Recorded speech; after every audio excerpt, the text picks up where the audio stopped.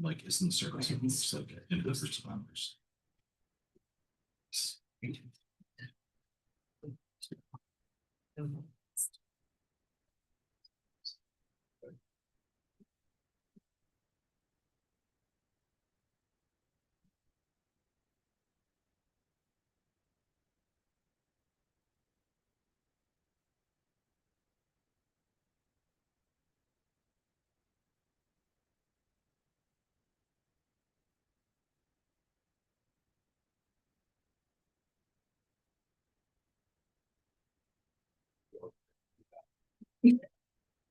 It's 10 seconds. Yeah.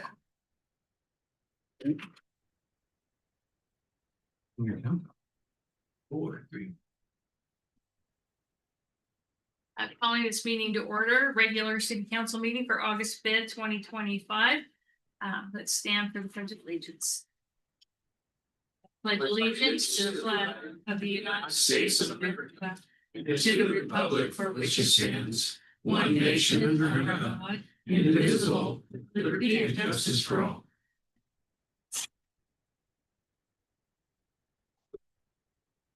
Quick roll call, Councilmember Pritchard. Present. Councilmember Schaefer. Present. Councilmember Spears. Present. Councilmember Kennedy. Present. Councilmember Maxwell. Here. Councilmember Olson. Here. Councilmember Harbolt. Here.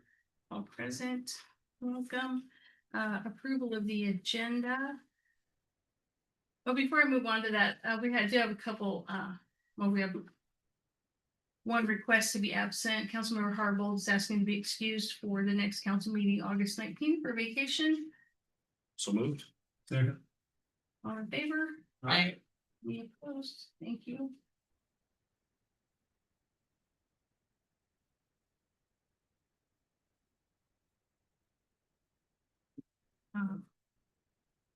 Approval of the agenda as submitted, or any changes to the agenda? Move to approve. Second. Any discussion on that? All in favor? Any opposed? Agenda goes forward as presented. Opportunity for interested citizen comment. We did receive one written comment. Subject line is written comments for City Council for August 2025. All the council members have received that by email, and I do have a printed copy that will include the minutes. Any other citizen comment either in the room or online? This is your opportunity. You'll also have another opportunity at the end of the meeting for 3-minute comments. Thank you. Last call. Hearing none, then we'll move on. Thank you. Announcements, proclamations, and special presentations are none that I know of. We'll move on then to reports, committee and council reports. Councilmember Pritchard, anything to report?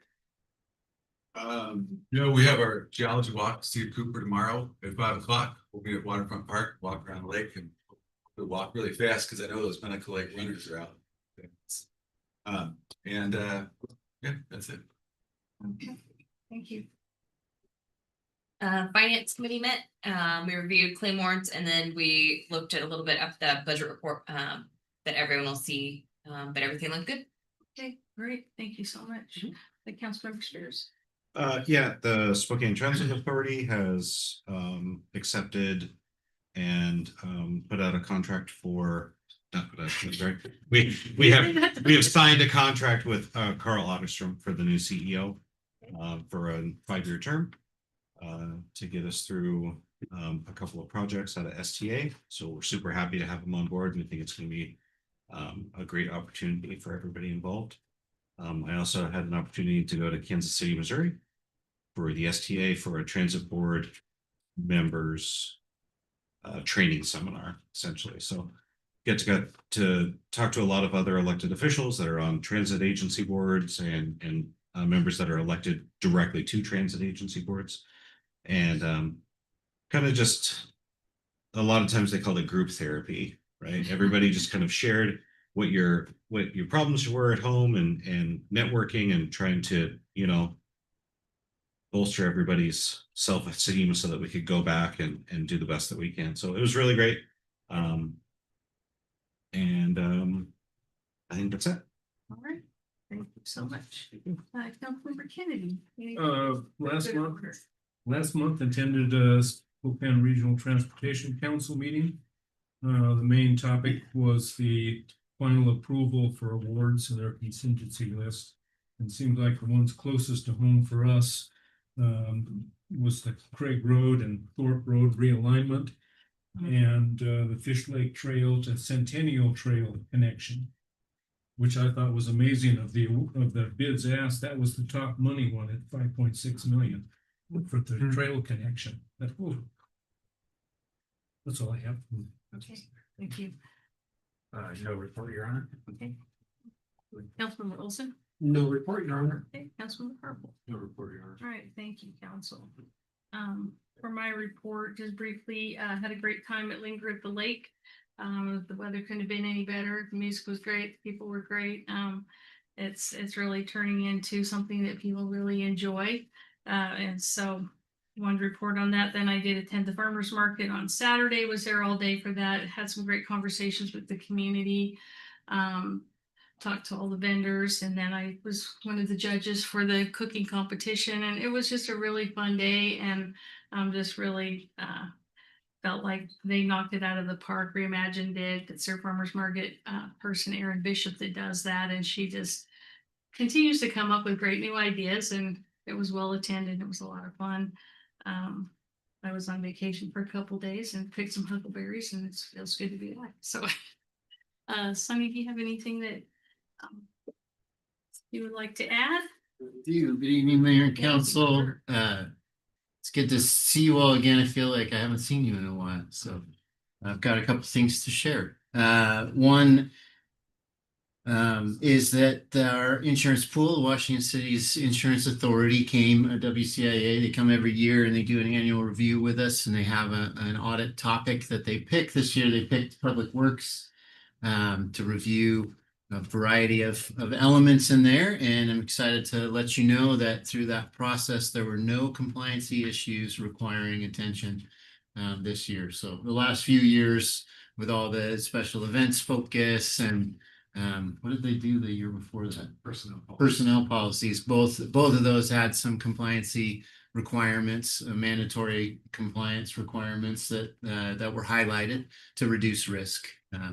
And we complied with all of those. So it's not a bad mark. It's just a good illustration of opportunities to get a little bit stronger, reduce our risk. But yeah, this year was a great review. They're always happy with us because our claims are usually they're below the average. So we're doing well, and that was great.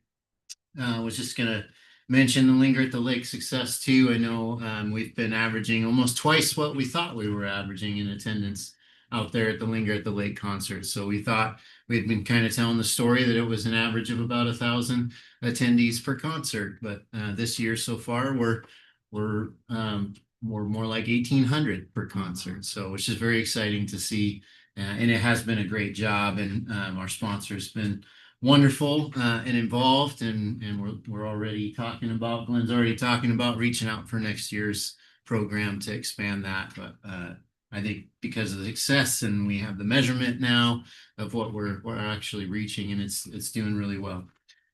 One is also that you know about our hazard mitigation plan. FEMA and State Emergency Management had a chance to review that. They sent us back some highlights of things that they'd like to see included through their review checklist to get the stamp of approval from their agencies. We made those corrections and we sent that back for their review. As soon as we do get their stamp of approval, then we'll bring it back to council for final adoption. So super good news over at the wastewater treatment plant. Steve wanted y'all to know that Tony Ricci took his operator 2 test and passed. And so we're super excited about that. Training program's been very successful. So all that succession planning, getting some new young blood in there to extend the life of that plant with some good training. And it's been exceeding expectations, but super proud of Tony. He did a great job. I know he's got some anxiety behind tests, and this one took him over 3 hours to complete. And he told me on Thursday at Linger at the Lake, and So big burden off the shoulders, and we're just super proud of him. So wanted to also let you know we did or will very soon publish a utility rate study request for proposals. It's going to go out next week, and that'll be open for just over a month. It should close on the 17th, and that'll give us the time to look at over those and bring a recommendation forward. We hope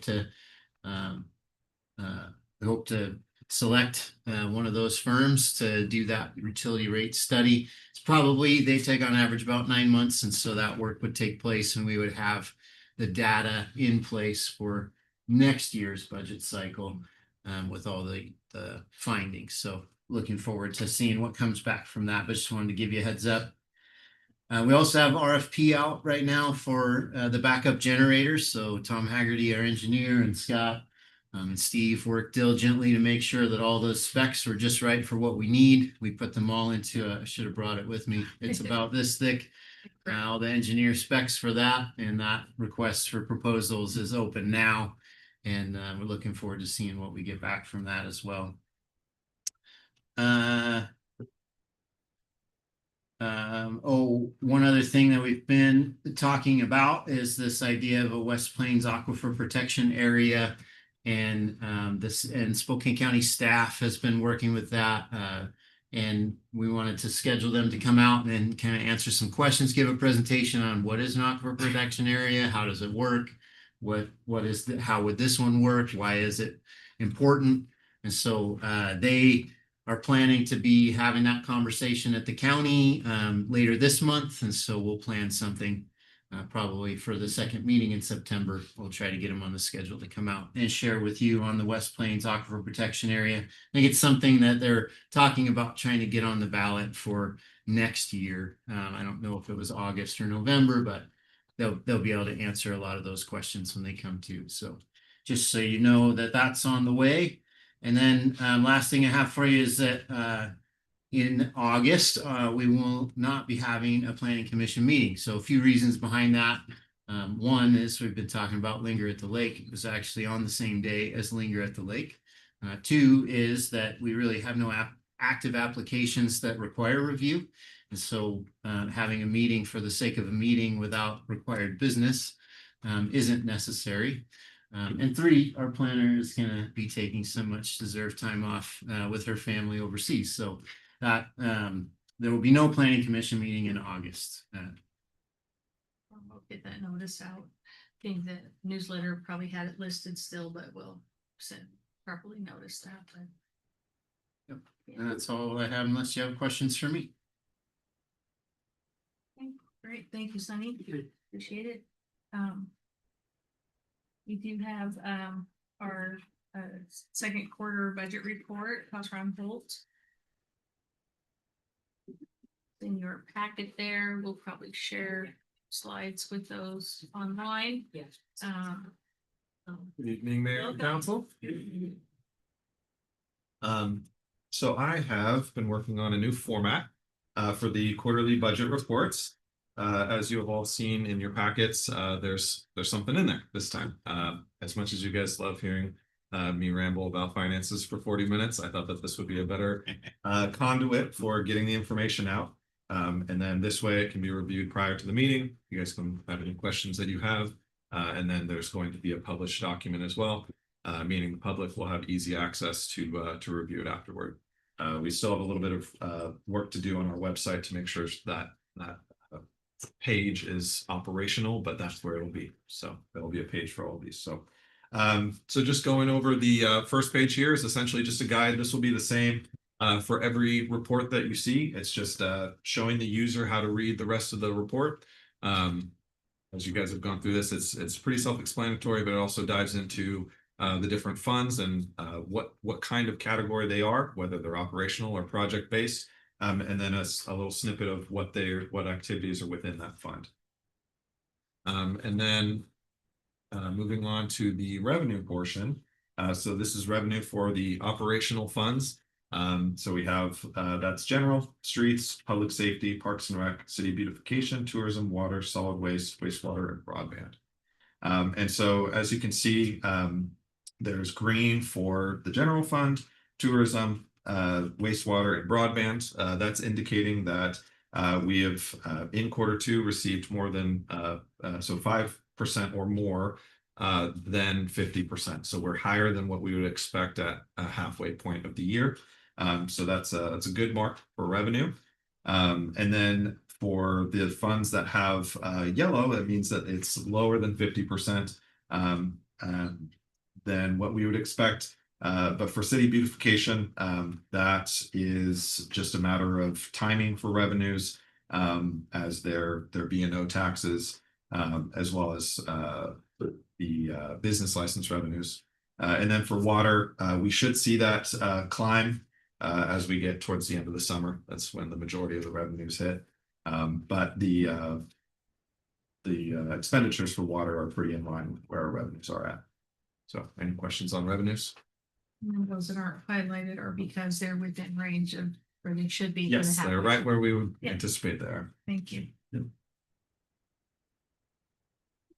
So for expenditures, we have, so now that we're on expenditures, the scales flip. So it's green, it's highlighted. That means that revenues are lower than 50%, because that's what we would want to see at or below 50%. And then those that are higher are yellow, meaning they're above what we would expect.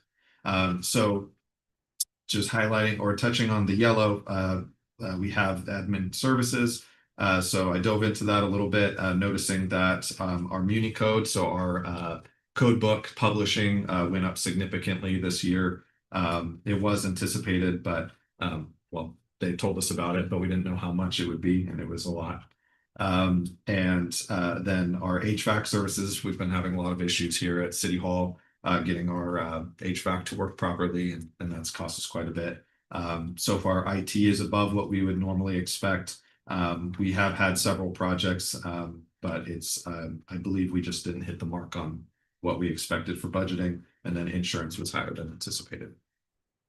And then for streets, the labor has been higher, partially due to the projects that have been going on. A lot of overtime with Scott's guys filling in and helping out with those projects, the LaFay Street projects, etc. And then there's been more fuel for more use of the vehicles, and then the utilities have been higher than anticipated. Any questions on those areas? Okay. So then moving on to the second page of operational funds, the treatment plant was at 60%, so not significantly out of range of what we would expect. I looked into why it was a little bit over, and the rentals were a little bit higher than anticipated. I think they had to use rental equipment for some of the fixes that they've had down there, and it was a bit higher than expected. And the operating supplies were a bit higher than anticipated. I think they've had a lot of repairs and equipment breakdowns that they've had to work on. And they also had an electrical project that something with the clarifier wasn't working properly, and they had to have all of the electricity routed, and it was a big one. So any questions on that page? Broadband at 1%. Yeah, so broadband, that one is kind of an oddball right now. We don't really have a lot of there's no operations essentially at this point, since all we're doing is laying down fiber to get operations going. But I will say after this came the bill. Actually, it's on this meeting came the bill for laying down all of the fiber at LaFay Street. So that one will tick up quite a bit in Q3. But essentially, we're just using the funds there to get operations going. There should be revenue streams and expenditures within the years to come. Okay. So then moving on to project-based funds. So the way that these are illustrated are different than with the operational funds, because we're not expecting exactly 50% at Q2, because the expenditures are irregular. They're based on what's going on, not based on the time of year, and none of them incorporate labor, so you're not going to see kind of a consistent expenditure. So really what we're looking for is where the balance is, where the funds are. So I've listed here the beginning balance at the beginning of the year, how much revenue there's been to date, expenditures to date, and then what the current balance is as of Q2. And then, of course, as you can see, I've highlighted a couple factors here. So with the streets restricted fund, that was negative 878,000, but no fear. That is all of the money spent on the LaFay Street project, and it was spent prior to Q2, and all of the reimbursements were in July. So that all of that has been recovered, at least the majority of it. And then for the other one was city beautification, that I noted that it's not within budget currently. The reason for that is we budgeted based on kind of an arbitrary, we may spend funds on city beautification projects, but then we had the LaFay Street flower basket project that came up, and there were funds to cover it, but they just weren't within budget. And it was a pretty low budget of just 10,000. And so far we're at expenditures of 14,000. So there are funds to cover it. It's just a matter of did we budget for it or not. And at this point now, but that project, many would argue, was necessary to get those up and running, and the irrigation to make sure that we didn't have to water those twice a day. Labor intensive. Yeah. So that was part of the complete streets. So no, TIB would not pay for that.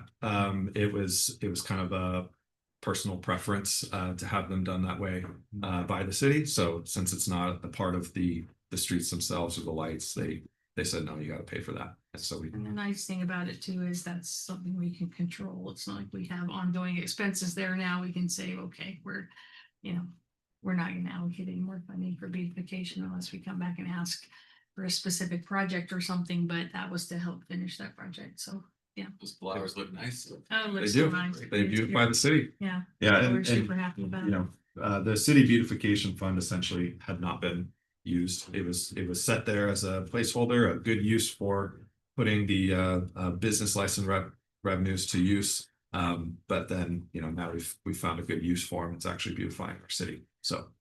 Great. Yeah, thank you. And any questions on that? Okay, so I also wanted to, as a part of the budget, touch on where we're at with capital projects.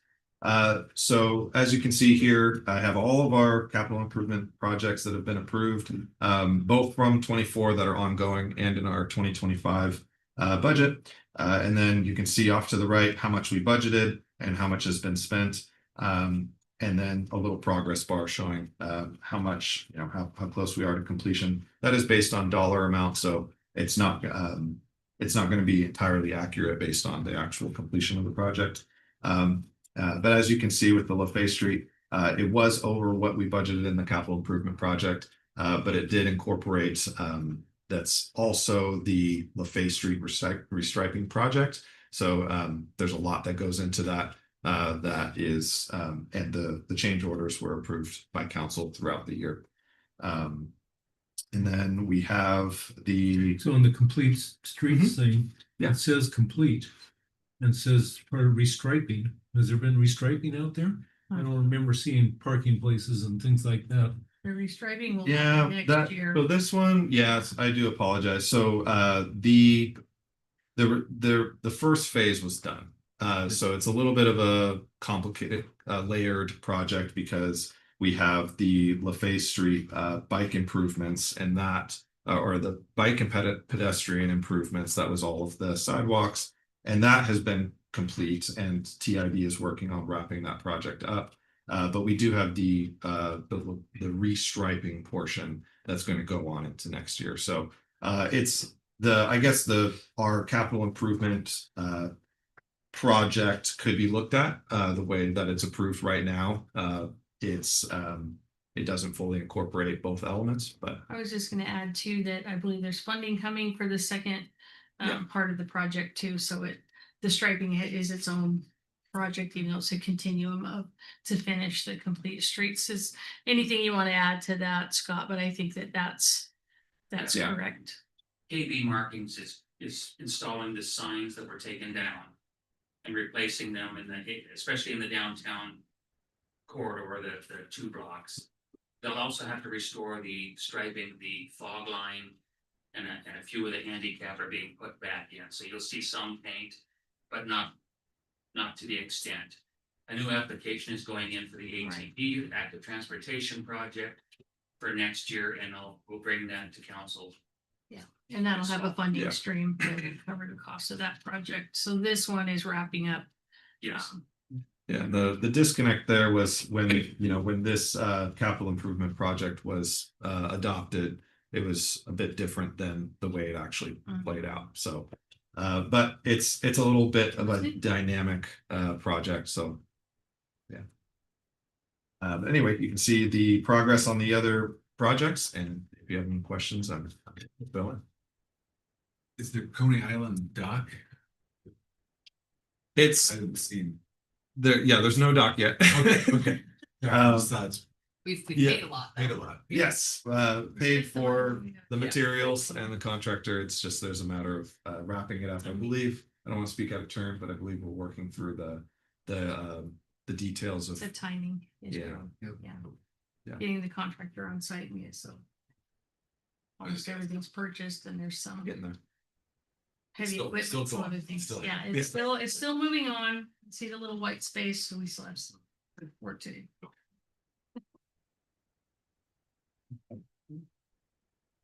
Any other questions? Any questions, Cost, thank you again. Yeah.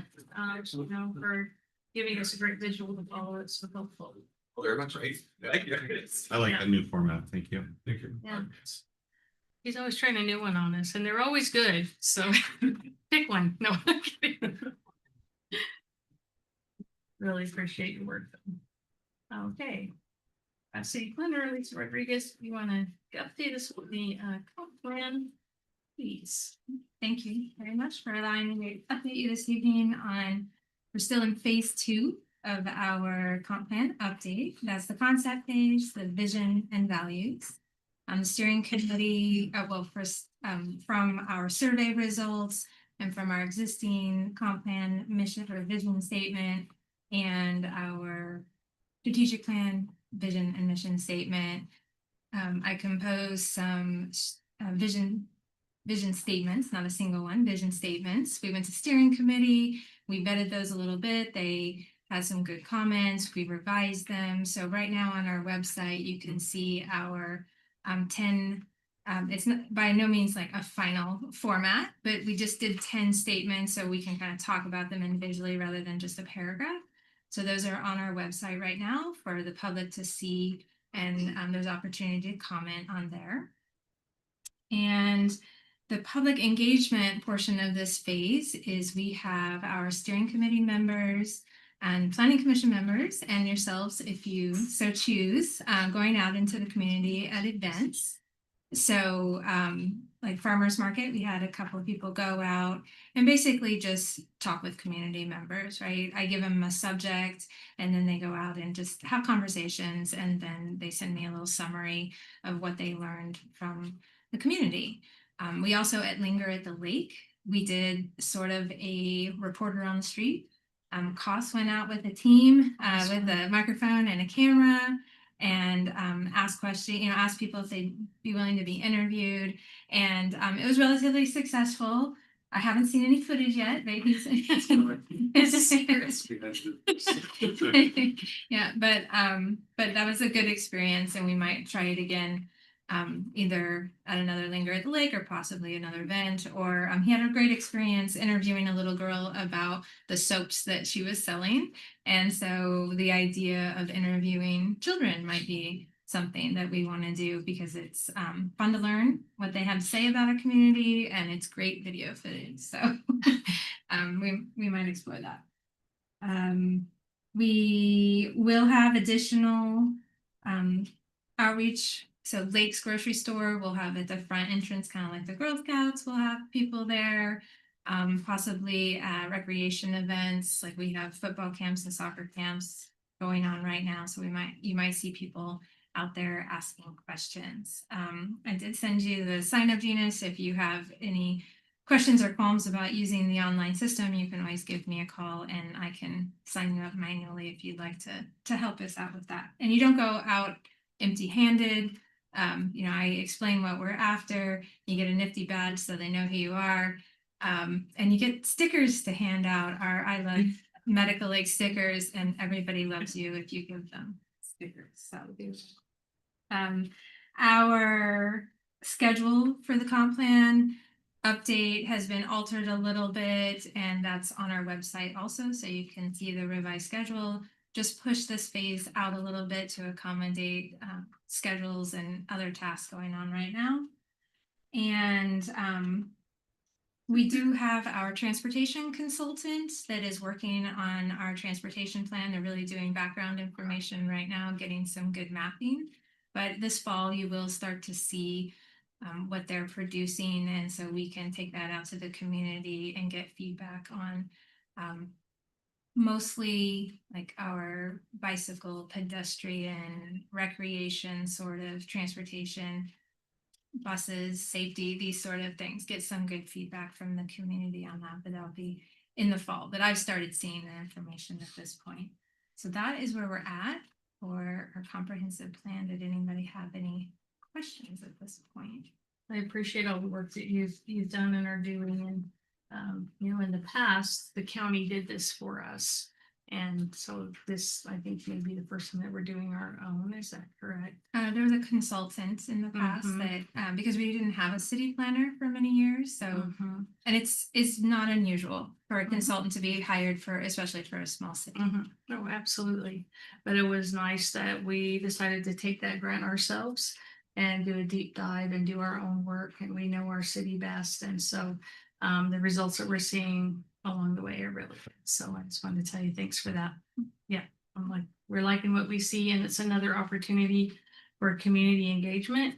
So how many people are on the committee that we have, I think, 12 people on our steering committee. And then we have the 5 planning commissioners. So we have some help, but we still have empty spots for people to help with public engagement.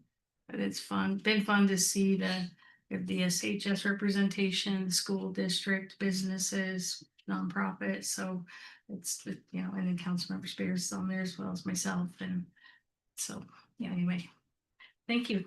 Any questions about the comp plan update where we're at so far?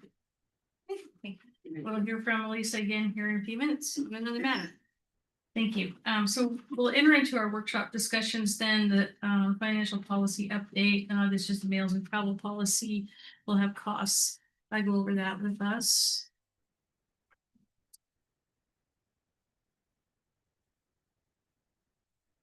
Evening, Mayor and Council. Go to page 9 in your. Okay.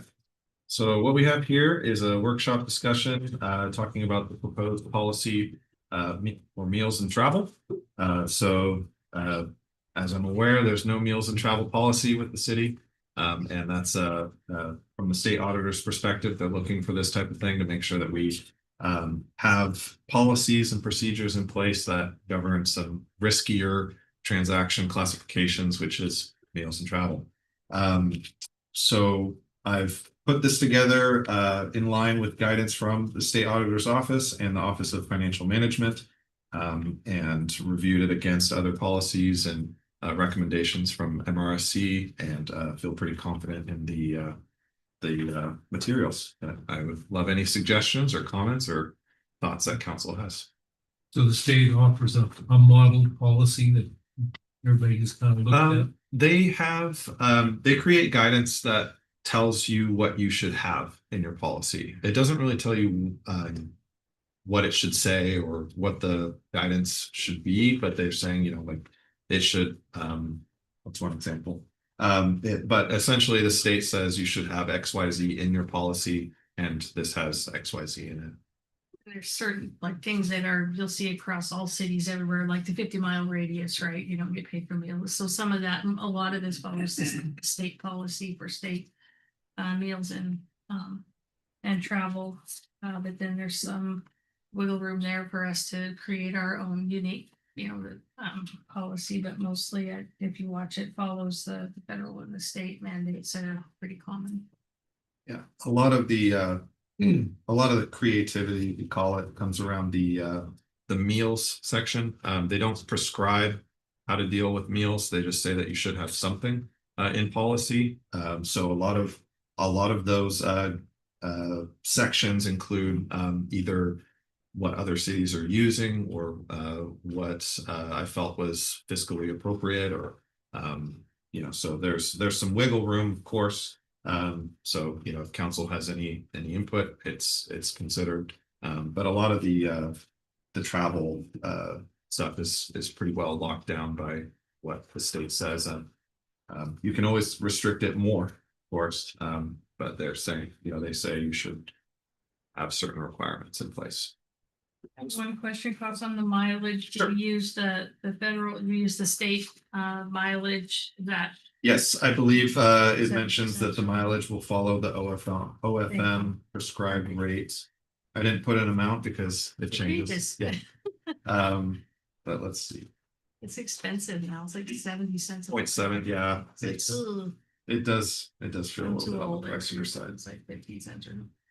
Mr. Herbal. Do you have a copy of the OFM chart that breaks down the per diem rates per county? So I'm not including it because it will age very quickly. But that is, I believe, referenced in the procedures, how to determine the amount. And on. You'll have to put that in the policy so that staff know how to reference that when they fill out their request. per diem. Yes, It is updated. You provided a link on exhibit Yeah. B, page 19 to the GSA Oh, okay, right. per diem calendar. It changes often, and as long as it's in the policy that you have to refer to that and you give. There's a Well, lot I where it do- goes through. Is that the idea? I do agree that the wording should also be in the policy itself, not just in the form, to your point. But I thought I had included it, so let me I just see it here on the link. Under 4.2.3, it does say OFM per diem rates must be used when completing these forms. Okay. And so maybe there would be some guidance there on using their charts, so maybe I could be a little bit more specific on the language in 4.2.3 to guide staff to that. So noted, thank you. Or under this, maybe even the general provisions under that was the applicable part. Okay. We're going to give sort of this statement.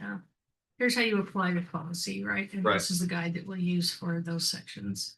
Yeah. I'm just Yeah. thinking, oh, sorry. No, you're good. The headaches and simplicity, it seems like usually if you have like a per diem, the state says it's the GSA rate or whatever, at this county.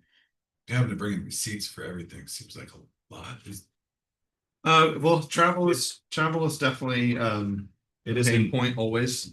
Isn't this written as an either or policy? You can either choose for reimbursement Well, for it's good. receipts, or you can just take a per diem rate.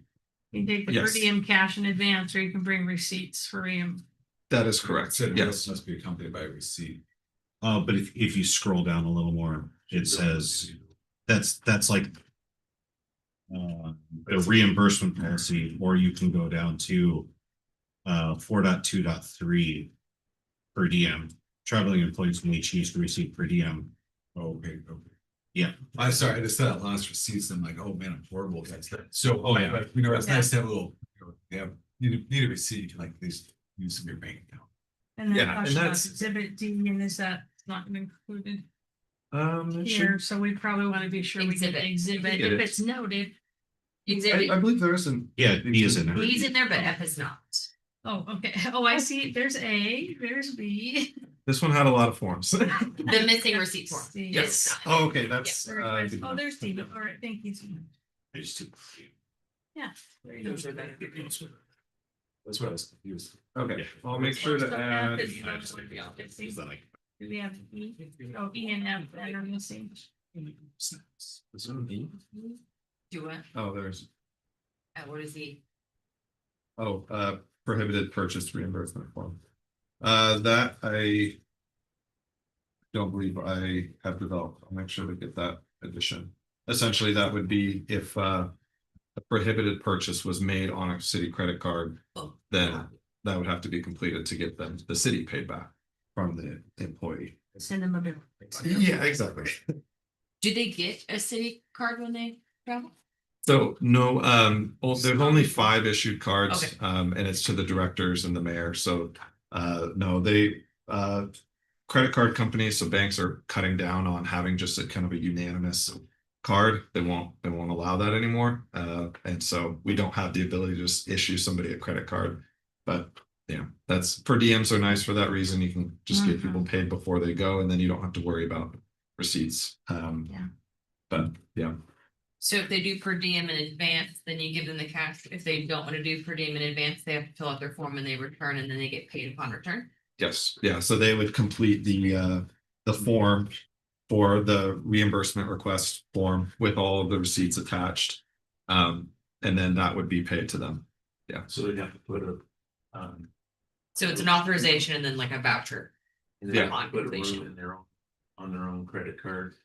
So typically what happens is when somebody wants to travel, they'll come to a director and the director will purchase the lodging ahead of time so that it's on a city credit card. We've never had to have a staff member pay it out of pocket. And same with registration, that's always gone through a director's city credit card. I've never, Ask for desk has never asked to see the card. They do, the front desk ask for They- proof to come from the city office. That's kind of common practice. Now you get a letter of approval that says this is charged to a city card. We've authorized this charge and. So yeah, Yeah. I'll complete those forms. They'll And you send them don't and they'll have to send it have to the card but in no. hand. Just But have the reimbursements are often, I mean, well, we're moving more towards per diems because it's, It's so much easier, It'd be It's- easier, I think, if you just Yeah. not do individual. especially for agreed. And non-directors. Yeah. yeah, exactly. And so that's the direction that the city is moving to make sure it's simple and not as burdensome for the employee. But yeah, that the reimbursement is an option in case something happens where it's not covered or not done in advance, because that can happen too. They can. Yeah. Is there a policy if someone wants to drive instead of fly, but the lowest cost to the government is flying? Is there a constructive travel worksheet or something that they have to do so they're so it- reimbursed the lowest? It is covered, but it's not a form. So it's under transportation. Mhm. Travel expense 324. Employees are expected to select the most reasonable and cost-effective mode of transportation for city business. And then essentially, for travel expenses, let's see here. If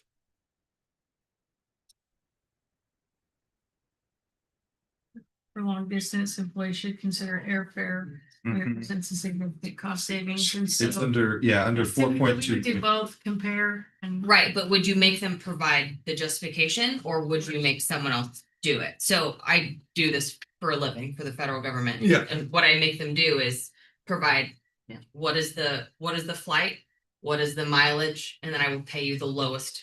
Yeah. One, but I'm not gonna, Yeah, like a worksheet like saying, and then. Are you gonna pay them Uber or Lyft to the airport? Or are you gonna pay for their parking at the airport? so. Those are all That's factors that are gonna go into transportation. Yeah. Right, so. You are So getting if like it's tax not- finder, So So if it's I not think- prohibited, it could be allowed, and that's probably Right, when but they you fill out need to their spell it out. request for travel. yeah, You fill it out on your request for travel that's gonna include a rental car, or parking, or transportation to the, wherever. So that comes on the request, that's approved before it's ever, anybody registers or. I just think there should be like a standardized, like, Yeah, I definitely went down this rabbit hole a little bit. And the conclusion that I came to was that if you the burden of administrative process for circumstances where that's the case, that if it's just reasonably determined by staff Okay. that it's cheaper to drive than it is to fly, or cheaper to fly than it is to drive. And if we came to the conclusion that it is cheaper to fly, then so if we're looking at, say, out of state, we would compare that. And if we find that, then we would come up with the documentation. But making that analysis for every single time that we travel, I think would. not every time, just if the employee wanted to do one versus the other, and sure. then you had to pay the lowest reimbursable amount. Right. You would need to know what the reimbursable amount is and what Correct. the cost Yeah. to and from is, because those flights change daily, you know? Yeah, Well, don't you Mhm. think 3.4.2 kind of, it compels that because how you have to prove that it's the lowest cost. But And- that doesn't include for flights. Per diem is not a flight. No, 3.4.2, in case where long distance travel is required, employees should consider airfare when it presents a significant cost savings and time efficiency over driving. And you'd have to make the comparison to know. Yeah. And that's at the department level, you know, we could add that in writing if you'd like. That's standard in all of my career, you know, we Yeah. had, am I gonna fly or drive? And there's the cheapest one, and we provided the documentation with the request. Mhm. And there were times when it's like, well, it's cheaper to fly, but I want to drive. So then I'd only get reimbursed up to the lowest. But Yeah. does the cost of the airfare count your car staying in the terminal for parking? Or does it count if you Uber or Lyft, or does it count if your spouse or child or family member drives you to the airport for 70 cents a mile? Yeah. What all does the flight reimbursement include? I think that should be, that, You know that what I is a mean? really Like, good, yeah, I do agree. because with you could I think- exponentially increase that if you did like Well, I parking think at the airport. there's a different, well, I guess I'm going from my past career, right? I'm Yeah, talking and about yeah, yours. And so airfare is. Talking federal. Airfare is the plane and transportation is the car that, you know, Mhm. we don't get paid to drive to the airport and drive home, right? So, I mean, I never did in Yeah. all of my career, but maybe the feds do it that way. do. But, You get You do. mileage, they do it. and so, you know, we don't get paid to drive to work. We don't get paid to drive to the airport. But anyway, so, But if you're Um, single and you're going to a conference, would we pay for you to have your car at the airport? So I think in this circumstance, I think the best way to handle what you're talking about is to, potentially include the different factors that should be, Right, factored into that. right. If it's reasonable or not. So, so maybe something along the lines of when determining if it's more Reimbursable reasonable, expenses. these expenses should be considered Yeah. in the comparison. And I think that What is reimbursable and what versus what is not? right. And then also, if it's an hourly employee, they're gonna travel on company time. For company sponsored training events or anything that's like that, that's not optional. Then that also factors into, Their due day overtime, all that. yeah, you put 3 hours on the front end of your flight, right? Yeah. That's has a a big. lot of we may or factors. may there. not have to do all, you know, what's the. Yeah. So there's the federal way, there's state workers, there's a way, and then there's, we're going to do what we have to comply with by law. So, but I think I really good points have been raised about it should go down, is this parking, is this Right, Uber, is this, Like what is and reimbursable? I- What's- yeah. What is not? I think that's what Right. I So- will, I would your exhibit C. I would revise that to make it more detailed. sure. And then expand upon 4.3.2 under the travel to say, if you're traveling more than 40 mile, however you want to do that, to require that we look at all of the expenses and have a place to document that on the request. Yeah. And then leaving that, that it's to the department's discretion to decide what's the least expensive. Yeah. Mode of travel. Yeah, and there could be some prescribed tool or distance that, kind of triggers that, okay, Mhm. maybe it's more cost effective to fly and then start with the analysis and then have the different elements that would go into that analysis. I think that way it's not triggered every single time because I'm the one who does these and I know that it's already I know. very It's a burdensome. cumbersome. So I think that would balance it really nicely. So thank Yeah. you for your suggestions. I like that a lot. Any other questions or thoughts?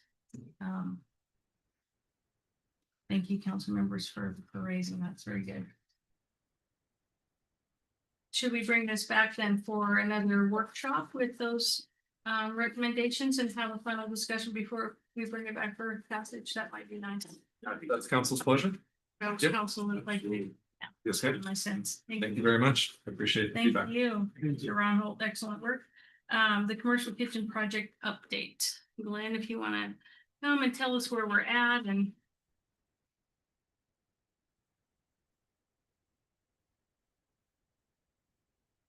Mayor and council, so I'm gonna give you a little background and update on what's going on with the kitchen, and then I'll send it off to the mayor to kind of give her spiel for the kitchen and where we're at right now as well. So last year we set out to create a commercial kitchen so we could offer programming that we currently are not able to because it's not a commercial standard kitchen. It is just kind of a upsized residential kitchen that we have in there, or not had in there currently. It is now demoed, but so we wanted to be able to offer, you know, like senior lunch programs, cooking classes, have an emergency kitchen in case of you know, any type of emergency that would cause a need for large quantities of food be cooked for our residents, and as a hazard area as well.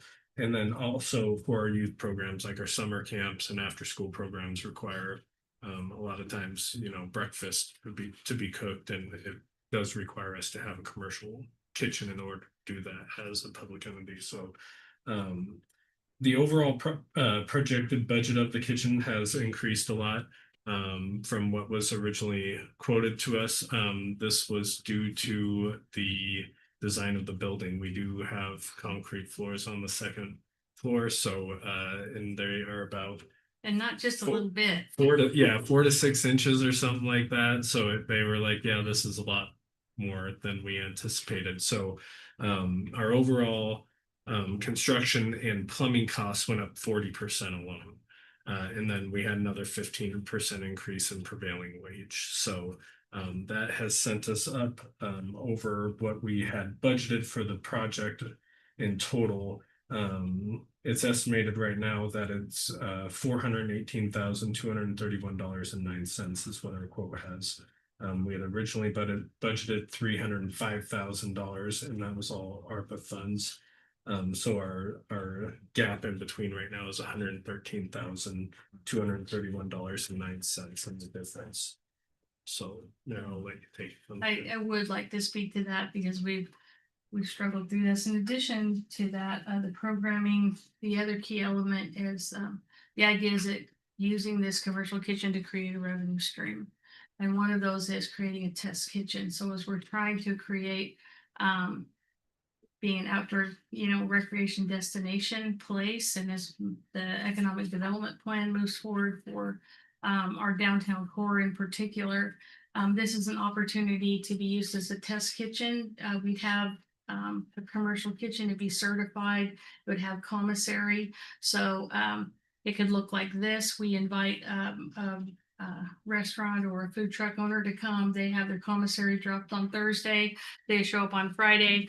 They cook their meal. We may have a business model that says we're going to pre-sell 50 tickets, set it up like a restaurant. We're going to bring the restaurant to Medical Lake. And then folks can, we'll have a revenue share, but then that creates an interest. And maybe everybody, the public says, we love that. Come back, come back, come back. And maybe at some point they're like, we want to keep all the money. Maybe we'll open a restaurant here. So that's the idea with the test kitchen also. So we've had interest from food trucks and restaurant owners for that. Also, the farmers market wants to use it for food prep classes and food preservation classes. And so they're the farmers market folks are pretty excited about that. The other thing that Glenn mentioned is the kitchen. We have an agreement with the Vista that if they do a PSPS outage, that this becomes our community facility, and we need to be able to cook meals, have a cool or warm place, water, restrooms, you know, and a kitchen to prepare meals. And so also can be used in response to disaster response. Then this becomes the place that people can come. And in inclement weather, when it gets above 100 degrees for so many days in a row, we need to provide a cooling space, or it's freezing and it's too cold, we can provide a warming place. And so that creates City Hall as sort of this hub for all those things that can support those activities, and they'd be prioritized. When I talked to all of the food vendors that were here for the farmers market and the cooking competition on Saturday. And of the 5 that I talked to, all 4 of them said, you can sign me up today to come and do that. And so they were super excited about that idea of that business model. And so for all those reasons, Also, the $305,000 was a gift to us. So that didn't cost, that wasn't our citizens' tax money. That was a gift from ARPA. This is the last of the ARPA dollars. We have to spend that by the end of 26. And so we had earmarked it for that. So this puts us at about 118,000 for the cost of the kitchen, and I believe it's a good investment. And I believe that we'll have a good return on that investment. And then we'll have this commercial kitchen there, and it will last for years and years and years, and we'll have it full, and it will have a lot of other opportunities once it's in place. So I think that it's a worthwhile investment. The other thing is the more we delay, the cost keeps going up. And that's what my concern is right now. So already we had one contractor said, I can't do the work anymore. We had to get a different contractor, and then it cost us, I don't know, 15 or 20%. It went up significantly. One of our subs, yeah. One of the subcontractors. And so when we see these, it's 40,000 more, and then it's another 20,000 more for this. And then the restaurant equipment went up another, 20,000 because of the supply chain issues. So anyway, I just want to get it, I would like to get it done. And I think it's a worthwhile investment, but I'm happy to hear your comments, but I am advocating for council to approve the expenditure. So, and this is a workshop, so I just want to hear your thoughts, Mr. Herbold. I'm curious as to how far along we are, how committed we are, what has actually been done. We've demoed. It's completely vacant in yeah. there. That's all we've done. We've taken everything out of the room. Nothing beyond that has been done. I'm assuming the cost has a plan. There's like this money. Oh, I will, let me speak to that too. I have talked to cost, and I would like to use reserves. And so it would be a budget amendment. So how much of the 305,000 have we spent? That's a good question. it- We've done demo work is all. Yeah, and I don't even, we paid was it 20% cost? I can't remember now. We gave them a down payment, Yeah. basically. There was the engineer and then, I have two questions. Yeah, page 8, for the capital project update, will show you the kitchen remodels. Yeah, 64 lines down. 64,000. So. And then do we have any idea, even initial, like, if someone was to come in and do an event, right?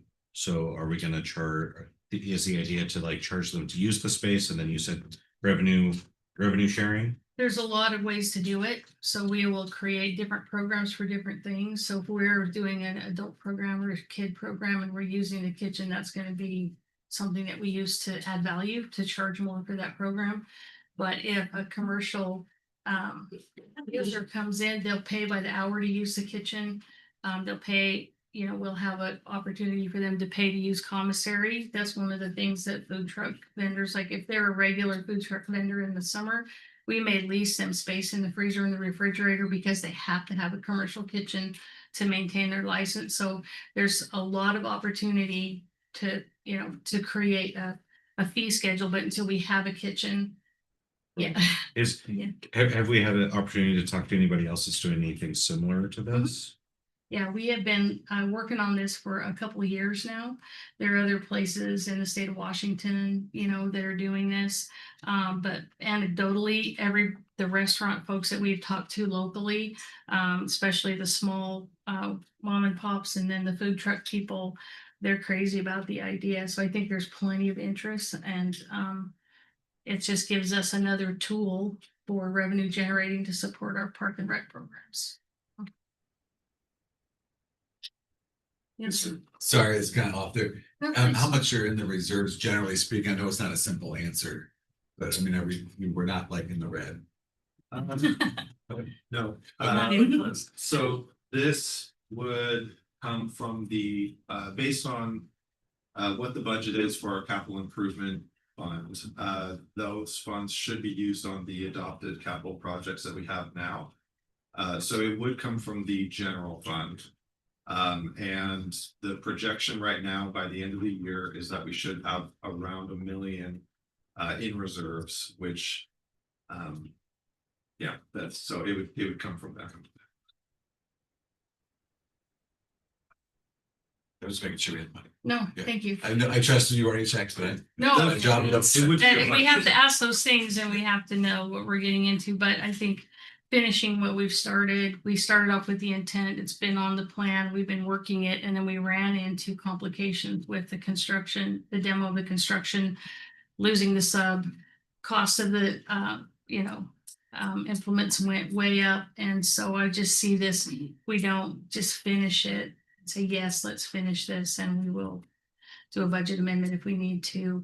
But let's get it done and get it operational and start getting our plans working.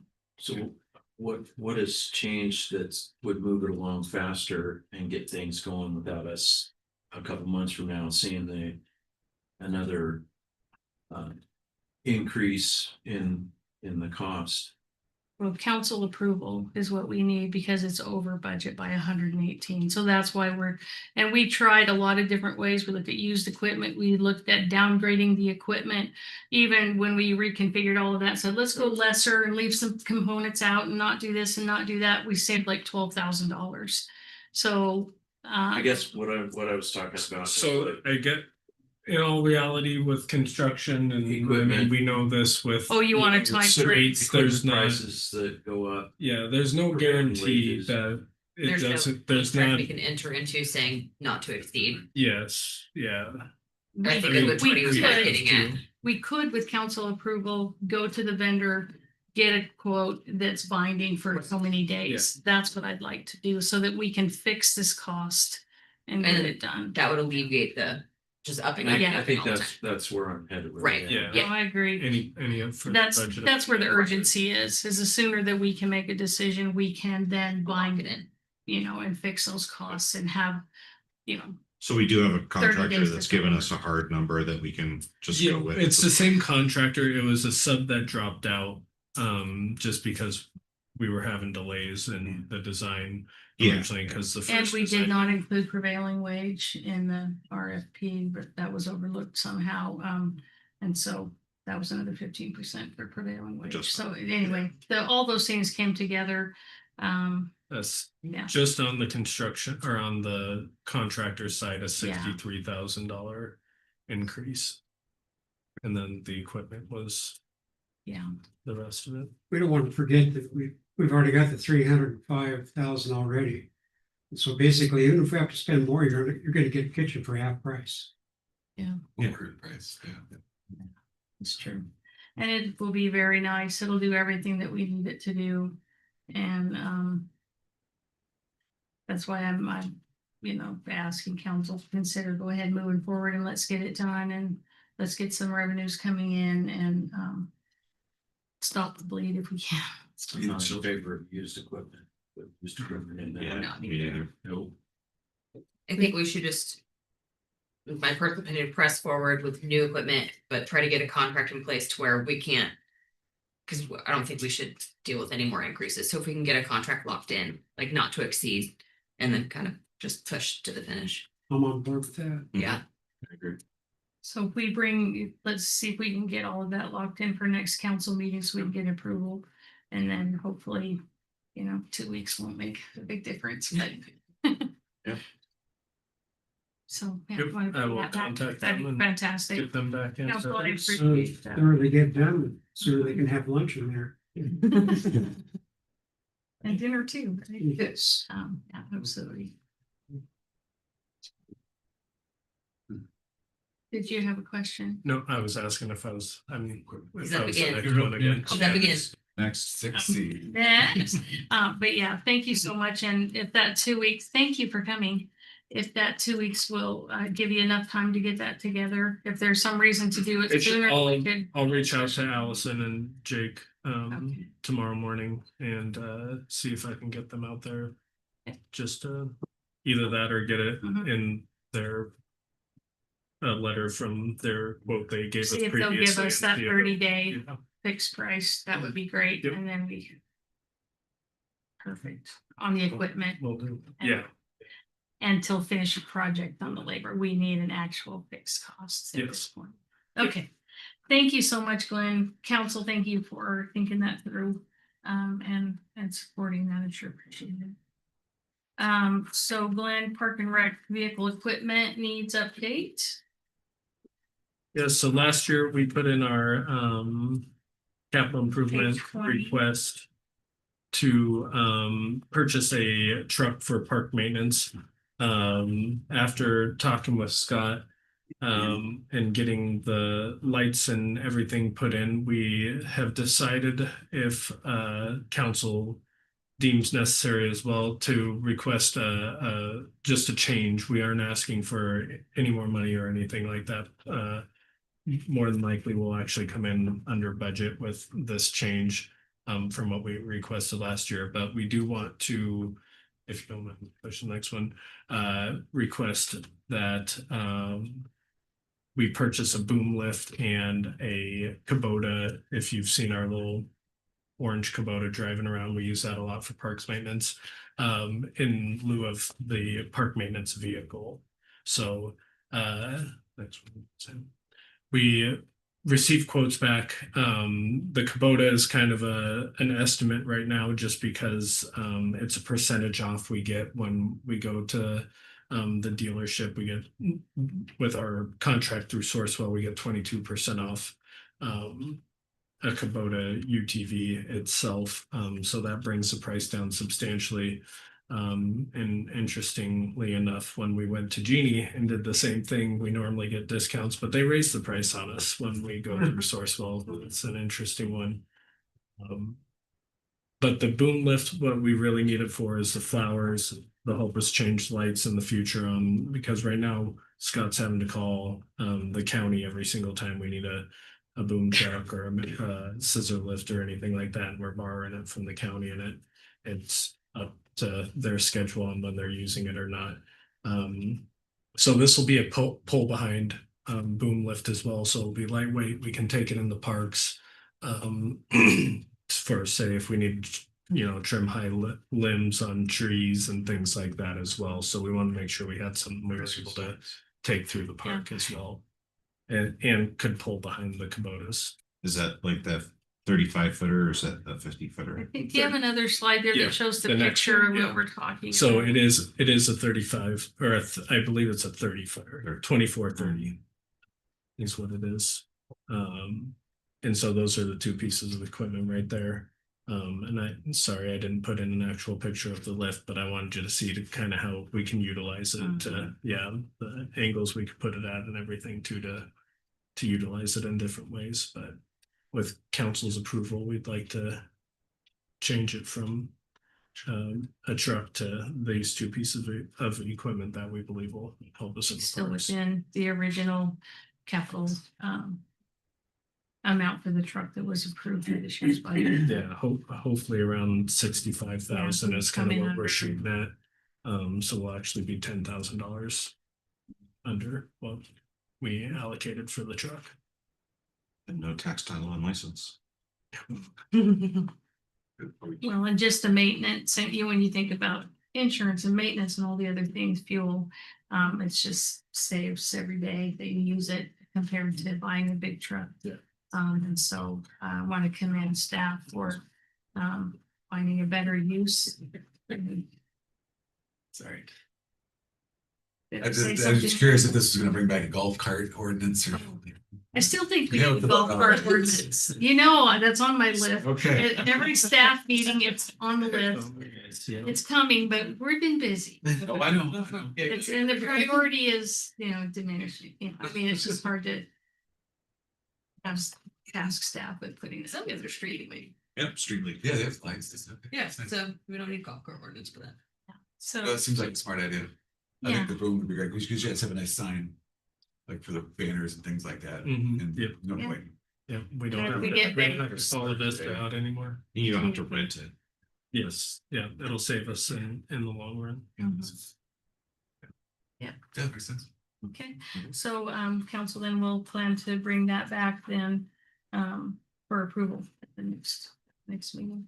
Do we need an official We- approval if it's within budget, or we're just advisory and then we can move Yeah. forward? I think we're good because it's still inside within that budget. budget. We don't anticipate it going over. We just didn't want to change it without being able to have the conversation Okay. and get the buy-in. So, yeah. So we'll go ahead and make that changement on the capital improvement form and note that it's workshop. Okay. So we're back. And I guess that's a question, that was kind of a question for Tom, if you think about it later and we'll throw it on the agenda for next time, just, you know. If we need to artifact something, we can do it that way, so, thank you so much. So. Okay, well, thank you, Glenn, and the Glenn show is now over. We're gonna move on then to accessory dwelling unit. I've asked our planner to, there've been a lot of changes in housing and planning and all of these things. So I've asked Elisa if every council meeting or about once a month, maybe she would come forward and begin to educate us on what's changed in the law, what that's going to mean for Medical Lake, that's going to mean for our comprehensive plan. And so being the accessory dwelling unit, have you been out in the meetings in the county and all of these commissions and committees and things? This is kind of the hot topic. And so yeah, as soon as I know we're nearly there and I'm feeling it. There it is. So thank you, Lisa. You like the picture? It's good. Thank you. Isn't that great? That's our comp plan update image, right? So everything related to comp plan has that image, so we know it's all together. So accessory dwelling units is the subject. Why are we talking about housing? So our state has a housing crisis, as much of the United States. And the legislator, via many routes, is trying to address that issue. So this is one of the many ways they're trying to address affordable housing with the state's current housing crisis. I want to go over different housing types real quick. I know the pictures are a little bit small, but this covers basically everything from a detached home up to your mid-rise apartments, which we do have here in Medical Lake. So right now, our code does not allow accessory dwelling units in any way, shape, or form, nor tiny homes, sort of. So our code, our municipal code says that houses have to be 24 feet wide and have to have 800 square feet. And the reason is that in the 90s, the legislature changed the rules to say that a manufactured home could be located on any property, not just in a mobile home park. And so at that time, the state also let cities do a limited number of regulations, and the city of Medical Lake adopted these basically to prevent single wide manufactured homes from being placed on lots in the city. So we have a number of double wides that occurred after the 90s when that came into effect. It was the 90s, could have been early 2000s, but that's why we have that limitation, and that does prevent some tiny homes. Now, if you look at these photos, you can see the tiny home that's in the top is an old house. It's not a new tiny home. I lived in a house once that was 750 square feet, 2-bedroom. It was great for me at the time. So tiny homes don't always mean something that arrives on wheels. It can just mean a small home. Cottage housing, and on this one, I don't know the difference between cottage and courtyard. To me, those are the same. It's basically when you have homes that aren't necessarily on a street, but open into a courtyard or a grassy area in the center. And it is more efficient not having to have a separate lot for each house. And sometimes it's owner, or sometimes you rent, sometimes you buy. There's different structures there. Of course, duplexes, we're familiar, duplexes, fourplexes, row homes and townhomes. Once again, that can be for purchase or for rent. And basically, it just means that you have your own entrance, and generally you have your own backyard, but you are connected to the unit next to you. Live work, that can mean a couple different things. You can see the photo on the top has looks like a house that probably has a business in it, and then the opposite at the bottom looks more like a commercial district that has some kind of commercial front, but a residence upstairs. Multiplexes, mid-rises, I think you can get the gist on those. So I just want to housing options and what they call middle housing in the state is a big discussion point throughout the state. We, as a jurisdiction, do not have to adopt middle housing requirements, but it's a good idea because providing options to our residents provides those options and costs also. So we already, as a city, have lots of options. We have lots of different duplex, fourplex, etc., like much more than you would generally see in a small town. And we want to continue to have those options for our residents. Next slide. This definition is the state definition. A dwelling unit located on the same lot as a single family housing unit, duplex, triplex, townhome, or other housing unit. So this is their definition. I find it super weird. To me, an accessory unit is with a house, right? It's not with a duplex. I mean, once you're already at the level of like a duplex or a triplex, you're just having multi-units, right? Like why you would label it an accessory unit at that point, I don't understand. But this is nevertheless their definition of what an accessory dwelling unit is. Next slide. So accessory dwelling units can take lots of different forms. This is an example or shows several examples. It can be detached. So for instance, it can be in the backyard. You're never going to see them in the front yard. Generally, they're beside, but not in front of an existing house. So generally in the backyard, it could be attached to the house. You could do an addition to a house and create a unit. You can convert an upper story. You can convert a basement. You can add on top of a garage, or you can convert a garage, assuming that your parking requirements are met elsewhere on the site. So there are 10 requirements the state is mandating for us. The first is we must allow 2 units on every lot. So not just one accessory dwelling unit, but we must allow 2 on every lot that allows a single family. So right now, for our city, the way our zoning code is written, the R1 zone, which is single family, you can build a house. And in the R2 zone, which is our 2-family zone, you can build a house. None of the other zones can you actually build just a single family residence. So you'll see a single family residence say in an R3, a multi-dwelling zone, but those predate our zoning code. So right now, what we're looking at is that we would have to allow at least 2 units on every single family in R1 and R2. Is that 2 units, then maybe I misunderstood you. The house and additional unit become 2. It must allow 2 units. 2 Is what the extras. first unit, the house. 2 extras. So like you could put one in your backyard and you can convert your basement. That would be 2. So Yeah.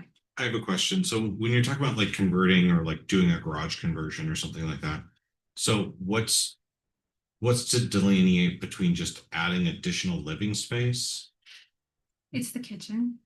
So you're not Basically. allowed to have 2 kitchens in one home? That's correct. That's basically kind of standard across all jurisdictions. It's how we distinguish what a dwelling unit is. So you could build a structure in your backyard and it could have everything but kitchen, because a kitchen is mandatory for living. And you could even have, say, a sink, but you couldn't have a range, right? So you could have a sink and a microwave, but as soon as you put a range in, like that is now a kitchen. So like I know a big thing in like the 40s and 50s and the 60s was to put a second range and stove like in your basement, like a canning range, Yeah. stuff like that. So you can't do that anymore. You can't have secondary cooking outside of the kitchen. It's like our only distinction on how you Okay. you label a unit. Yeah. So I have one question. So when you talk about the middle housing, we're not required to have middle housing. What's what triggers that? I didn't understand what. It's our size. Oh, So it's because we're less than population. 25,000, we're Oh. not required to basically mandate, or if we were over 25,000, we would be mandated to have zones that allow middle housing, right? We already do. Right. And I haven't investigated it since it's not required for us. So I don't know what all the requirements would be, but basically we would have to have zoning that allows middle housing. Okay, so currently we have, when someone comes to get a permit to build a house and they want to build a garage and they want to put in a, you know, another shop or a shed or whatever, we have in our ordinance, my understanding, there's a percentage of the lot, a maximum percentage of the lot. With this requirement, does that nullify that lot percentage? I mean, you could cover the whole lot just with buildings We would have to now, change and I mean, do we have a way to Yeah. manage that? So it does not nullify it. But the flip side is we cannot create regulations that essentially prevent ADUs from happening, right? We have to find a middle ground, right? So for instance, if we knew that, say, Fox Hollow, if we knew it, so in an R1 zone, the maximum building coverage is 35%. And say we look at that area and we know all those houses cover, say, 33%, and we keep it at 35%, then we have the knowledge that we are preventing at least any detached unit or any addition, So if we right? That you passed could an convert a ordinance that would basement, you be- could convert a portion of the house. But that would be, we would get in trouble for that, basically. So we would have to change it from 35 if that. If we knew that, Right, if it Mhm. comes down to that. yeah, but if we look at, say, Fox Hollow again, that, and we see that building coverage is more like 28%, then we know you could add an accessory dwelling unit and still be within the 35%, right? So then we're not preventing ADUs from happening. But we have to account for two, right?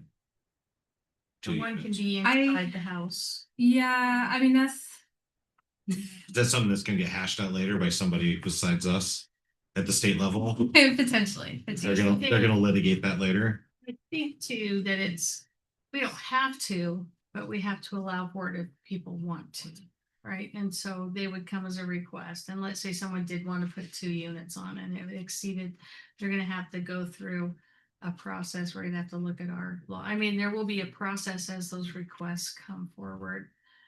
Yeah, I mean, you get a Correct. building permit Sure. like you would for any other And they structure. can say, I can have these 2 ADUs, I want to do it, here's my lot, and then that's gonna go through a process, and at some point we either change our ordinance or make special exceptions or whatever that is, so that we're not prohibiting.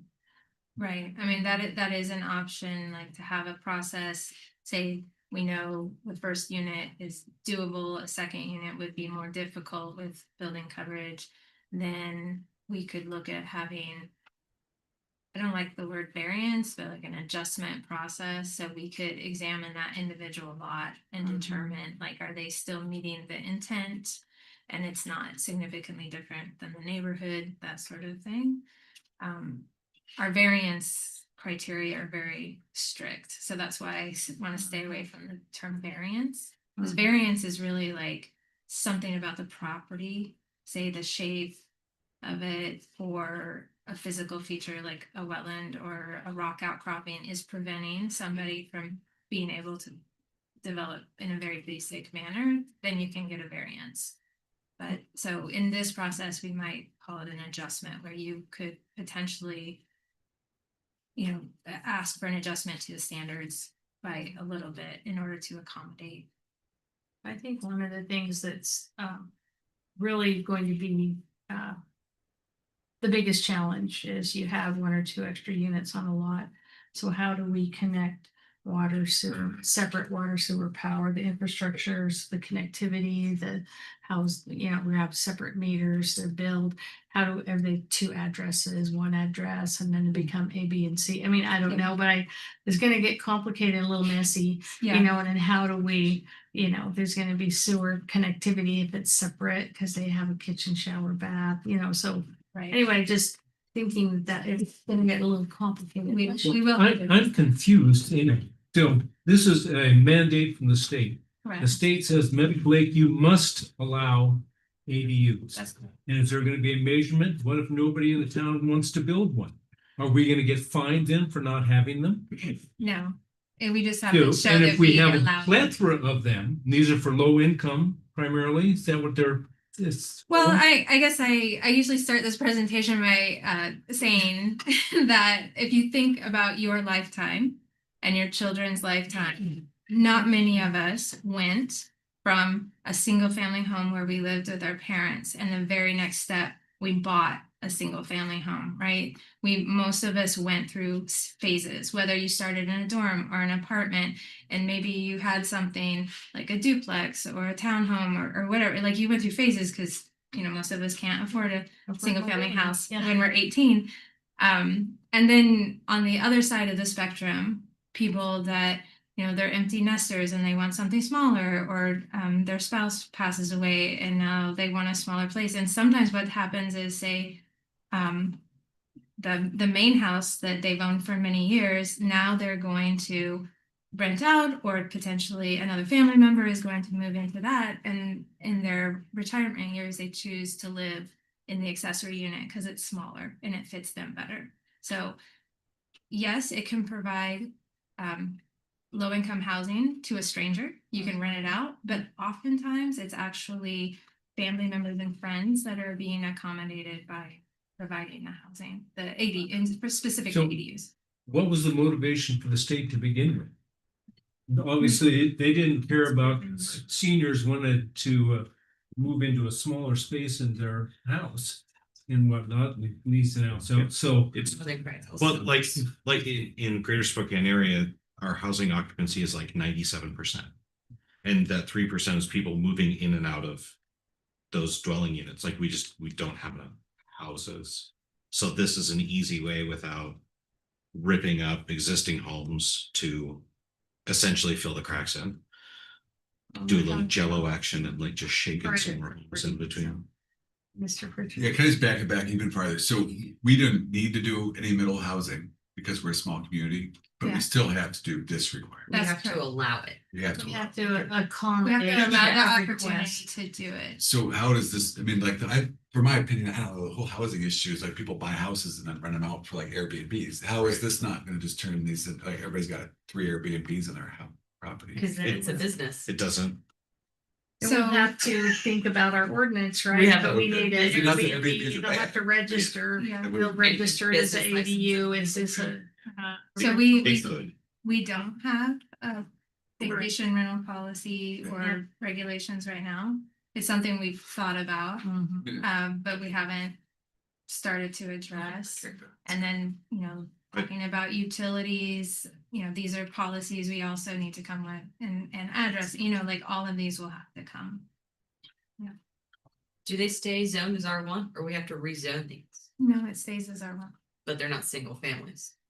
It's still a single family home. The definition of a single family detached home is like, there's one kitchen. The word family, like family is a broad term these days, right? So it's like one kitchen, one household.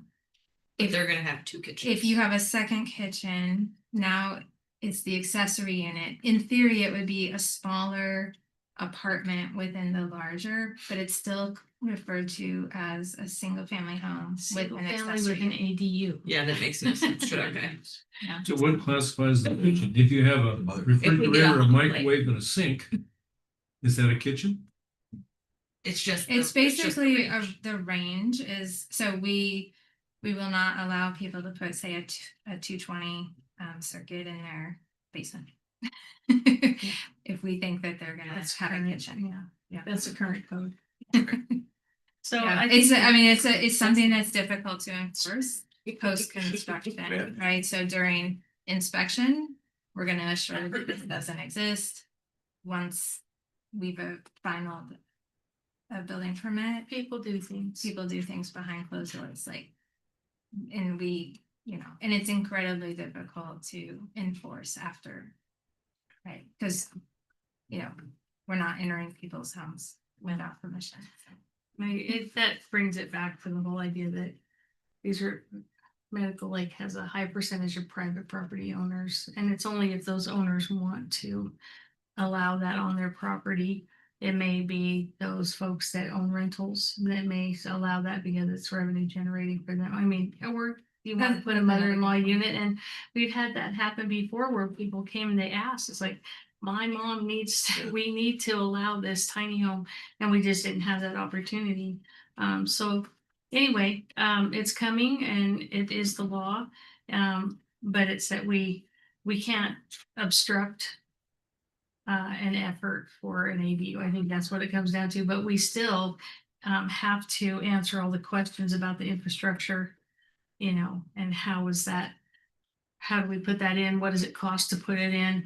And so those regulations, they're not going to be overbearing, but that we have to be able to protect our infrastructure, make sure that it's viable, make sure that, you know, that it's on a separate meter or whatever that looks like.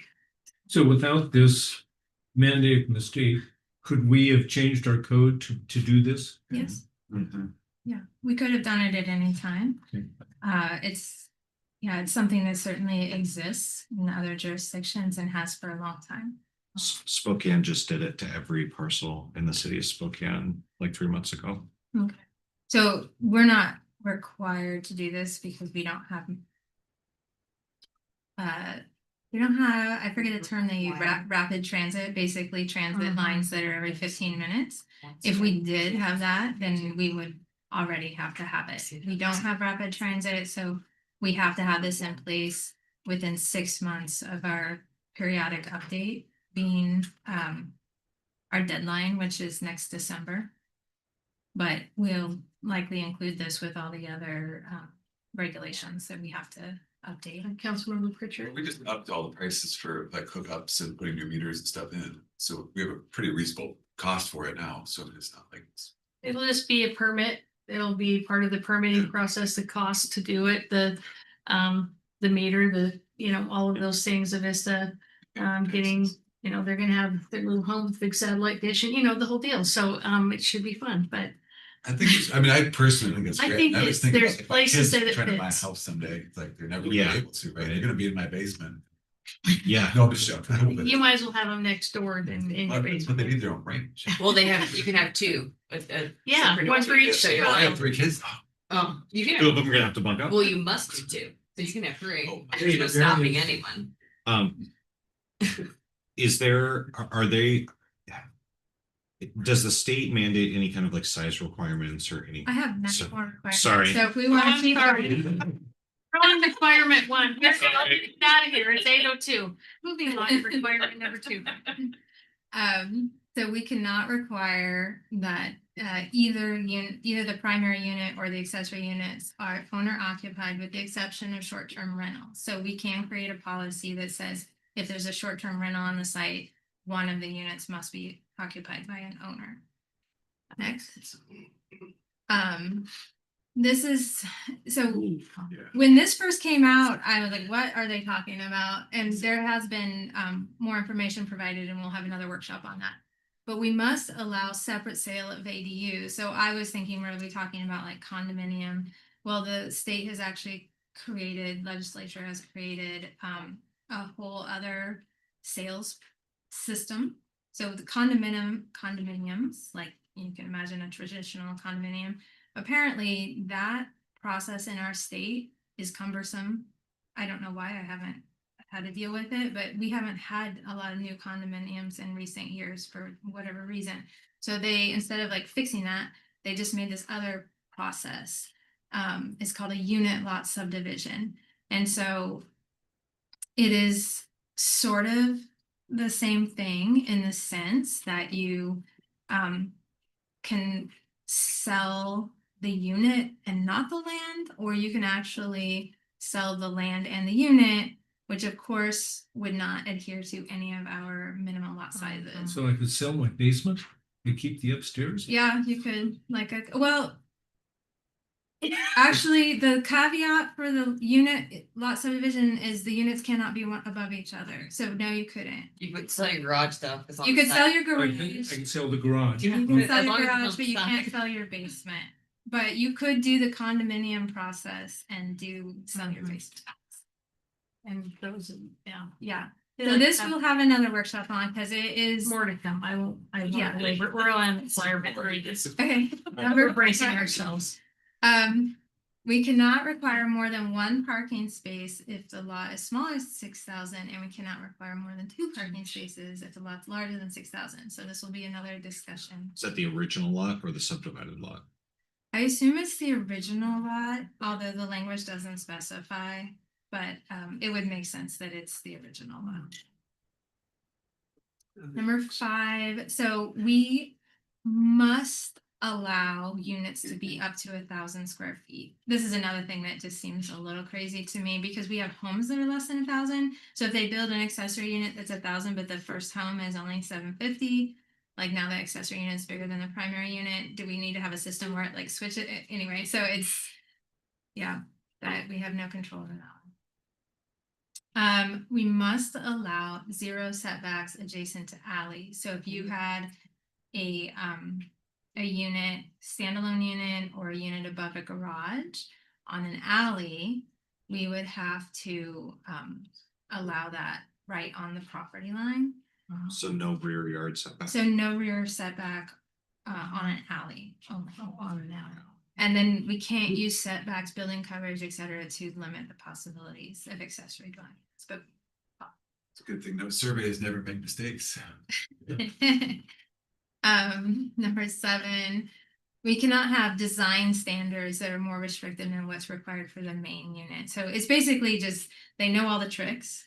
And so they're trying to prevent us from using any of these tricks to prevent accessory dwelling units from happening. Next. We have to allow ADUs to be at least 24 feet high. So right now, our zoning code says that an accessory structure can't be taller than the house. But in this instance, and we'll have to revisit our code, how to deal with this, we have to allow an accessory unit to be 24 feet. So it could be taller than the house. Gonna make some interesting looking neighborhoods in the future, maybe.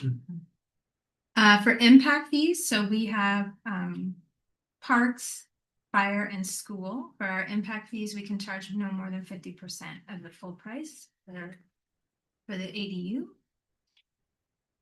We can't require street improvements as part of the permit. So I actually don't know what we require for street improvements right now.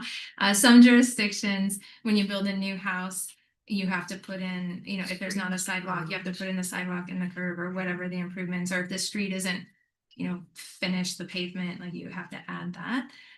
So I don't know what our policy is, but we couldn't do it anyway. So like, it doesn't matter. It looks like you can't require it.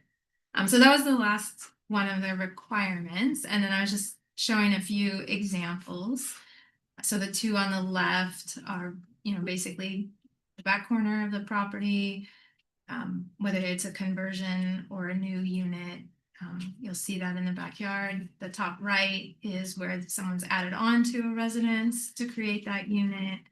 And then the bottom right is a garage that has, it was built most likely incorporated with the unit. And then everybody's worried, we're going to have 1 million of these, but Spokane, which has a lot more folks and residences than we do, have been seeing 30 permits on average a year, and you've been able to build them for about 5 years now. So they're not, I know that the code changed that you can do it anywhere, but you could do it beforehand. So about 5 years, I only have 30. And I've heard that for other jurisdictions too, at conferences that I've gone to, the community gets really worked up, and in the end, they have 5 units go in, because we have to remember these are expensive, right? Most of the time, it's a lot of money to create a new unit. If you're converting part of your house, maybe less, right? But if you're adding on, if you're building a new structure, it is very expensive. It's just the smaller version of a big house. So it's not always an option for owners, even if they are interested in doing it. I sure I'm appreciate. kind of wondering whether anybody in Olympia did any deep thinking about this before they passed it. They obviously did. They came Because up there's with an it. awful lot of unintended consequences I can see popping up.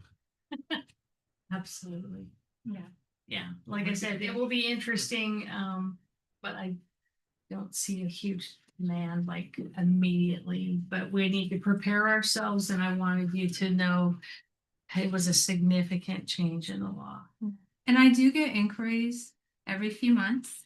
You know, people ask, and most of the time it's a family member that they want to provide for. People that are building speculatively, they know about this rule. They know that they're going to be allowed to at some point. So I've had those discussions with them saying, yes, we have to have it. No, I don't know what that's going to be like exactly. But it is something. I'm not expecting a ton, but it will happen. I appreciate the presentation. It's important. I mean, I'll just say, during the sampling of groundwater, I've seen a lot of different houses in the county that have little ADUs and stuff with A's, B's, and it's actually pretty, a lot of times it's pretty cute, I have to say. It's like usually families. So it's an actually attention to the online. I didn't hear you, Don, but Well, this packet, it says see attached facts sheet from the Department of Commerce. Well, there's nothing attached. Oh, it didn't get part of the It packet? was I on don't see an attachment. It was in the email the one? initial one I saw. Okay. We will distribute that to council and also. This is just a workshop, so we'll get that distributed to you and then make that part of the packet as it's just. Yeah, it's a 2-page, it's briefer than this. Department of Commerce, if you ever feel like, you know, spending a Saturday afternoon learning fun things about growth management, they have all kinds of resources on their website.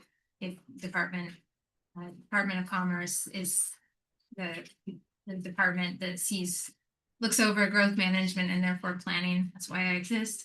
And so, lots of housing resources on there. You do have an interesting job, don't you? I like it. It is interesting. All right, thank you so much. Thank you. Appreciate the information.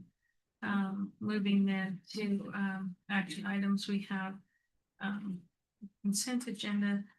The approval of the July 15, 2025 minutes. There was one correction, that is Councilmember Pritchard had asked to be excused on July 1st for the July 15th meeting.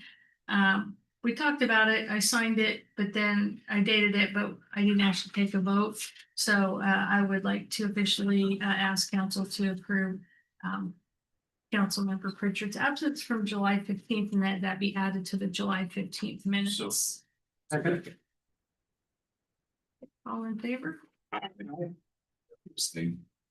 Any opposed? You weren't even there, so one abstention. I found one typo in the minutes. Okay, In 6B.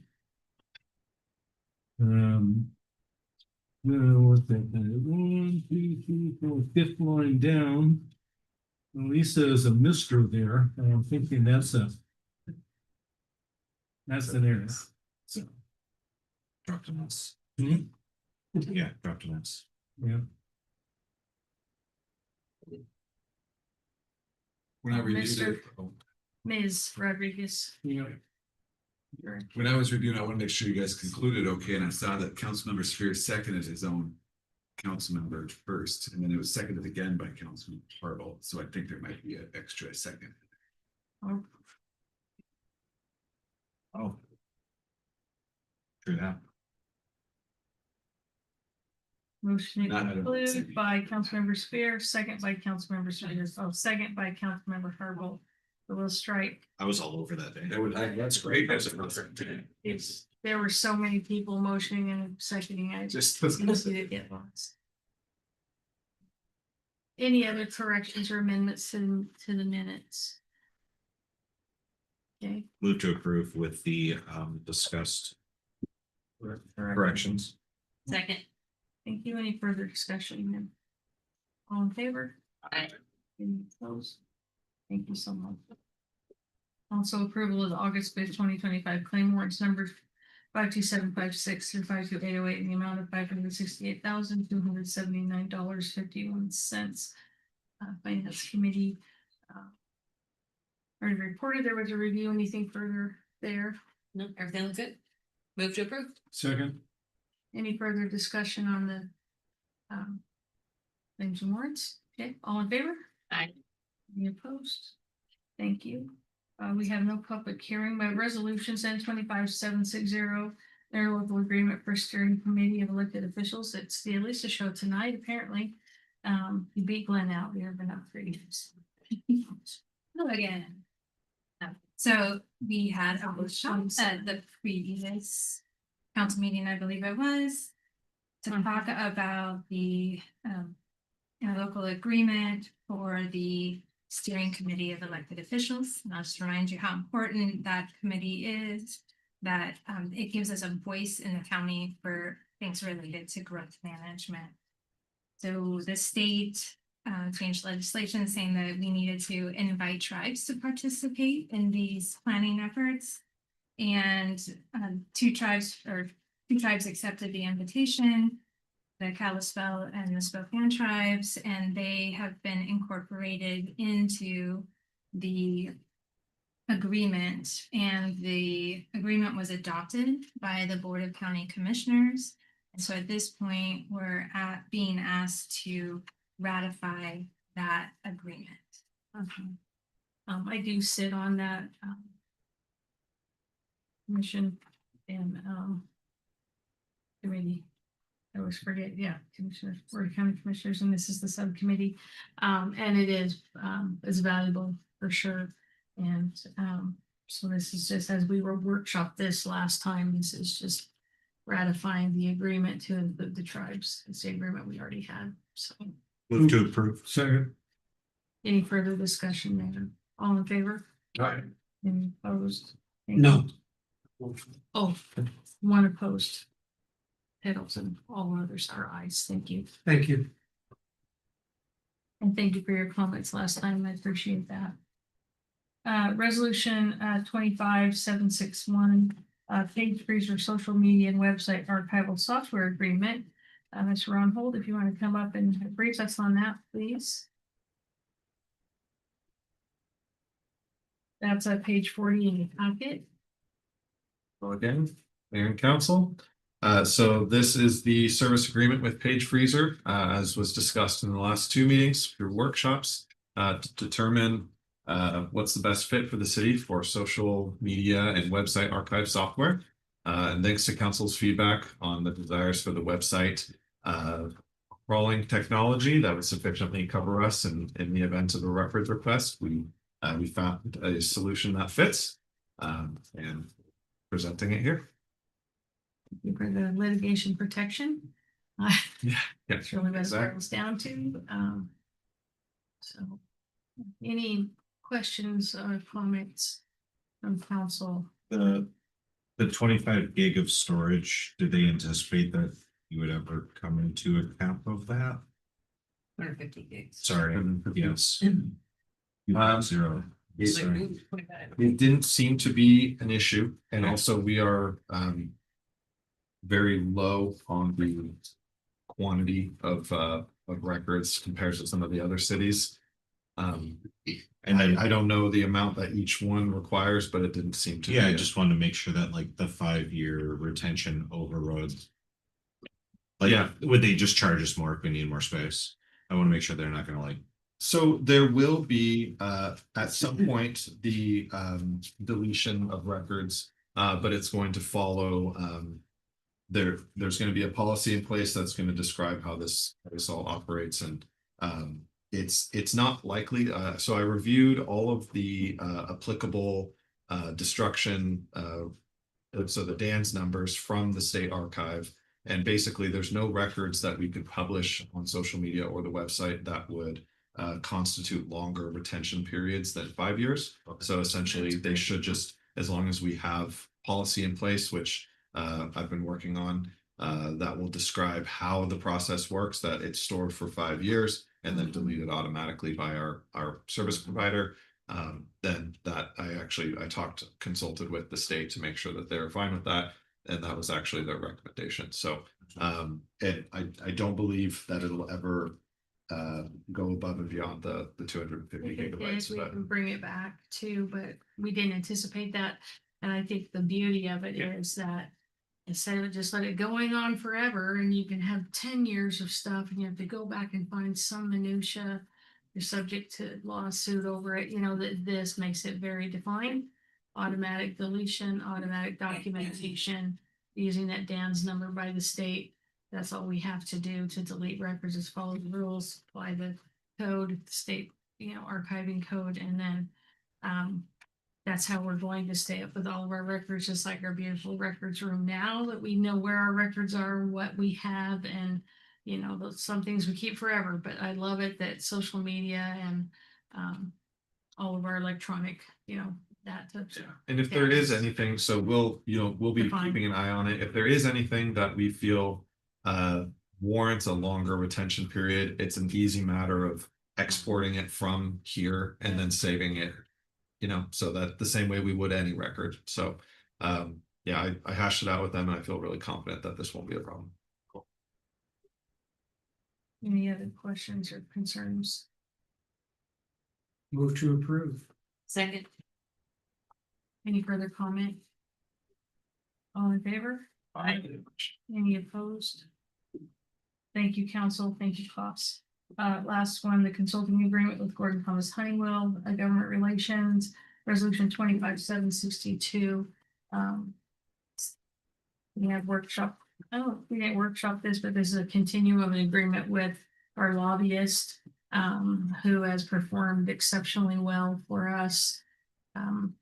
And council members that traveled with us to Olympia know how hard they work for us, and the results we got this year were above and beyond expectations. Honestly, already, they've been reaching out to us and saying, let's get going on our legislative agenda for next session. They're going to be coming here for maybe in the next meeting or two and we're going to be talking about that. Bring our, hopefully we're hoping to bring our state legislators here and thank them for the great work they did also. But this is just a renewal of an agreement that we already had, and happy to answer any questions, or Sonny can answer any of those So questions. that 36,000 a year, that's the same as what we have been paying. Yes, So we didn't increase it for this next one. it did increase. So for $36,000, we got $1.2 million park, plus $100,000 for the closing costs. Not to mention the other Well, yeah, work that we did. when we were over in Olympia, just they have these little doors in the building where you can get to the legislators, like that's where they go into session. So you fill out this little slip and you tell them you want to talk to them, they'll come out and talk to you, and you can see both doors.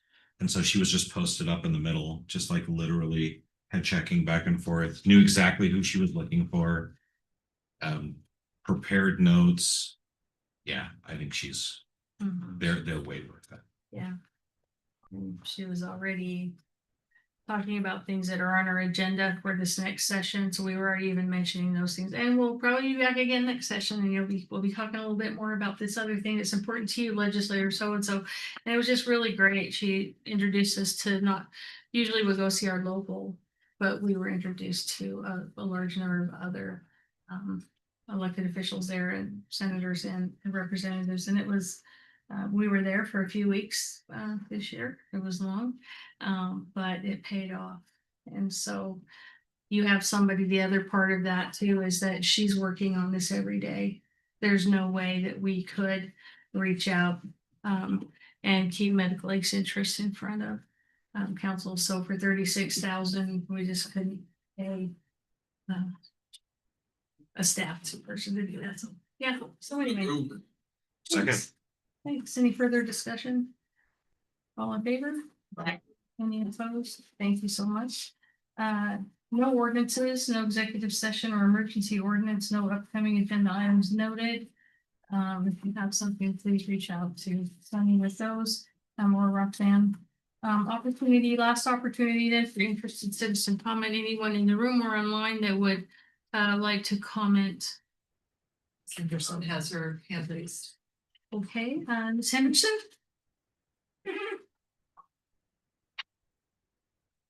Can't hear you, ma'am. How about there? I had to push the magic button. Okay, yesterday I had several contractors in my neighborhood and in front of my house and everything. And so it was kind of exciting for me to be able to see what they were doing. One of them was Comcast and the Xfinity Group, and they were going through some rock in the alley. They came across that and having to really go after it.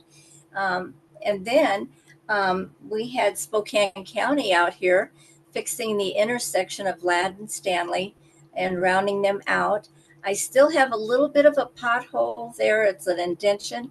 And then coming down further and just in front of the house, the city had come across, I guess last week, trying to level up because we have a couple little dippity doos in the asphalt. And but after they put down the scrub seal, there's still a little bit of a dippity doo. So will they come back and correct that, or you know, so add some more material to that site, or what's the deal? Can you ask Mr. Duncan about that? Okay, Scott, did you hear the comment? I did. More than likely, it'll be a city crews that will readdress any further problems with those streets. Did you hear that answer, Lonnie? He said the city would come around and do it, but will it get packed down like what the county did? Will it get packed down like the county did? Is what she's asking. I think I know what you mean, and yes. Yeah, it's in the ongoing problem areas of Ladd, and it was like a parade. I mean, there was all the heavy equipment and dump trucks, and I mean, it kept me occupied for an hour or so just watching the process. So thank you for having that done. I appreciate it. Thank you. I think that if you reach out to us too and make sure that we know where that is, and you can do that, you know, even through the contact us on the website is nice because then you can put your name and your address and say, here's that spot I was talking about. I'd have to go out and probably mark it with paint, and then it would look ugly because there's a spot of paint there. So if they let me know when they're coming, then I can meet them out front or something like that. We can make an arrangement. So thank you. On the spot. Okay. Scott has you. Scott has it down. Noted. I know he does. He's under control. Thank you. Okay. Thank you. Thank you so much. Anybody else? Any comments online or in person? Going once, twice, thrice? Move to conclude. Second. All in favor? Aye. Any opposed? Even Ted did not oppose concluding. Doesn't matter.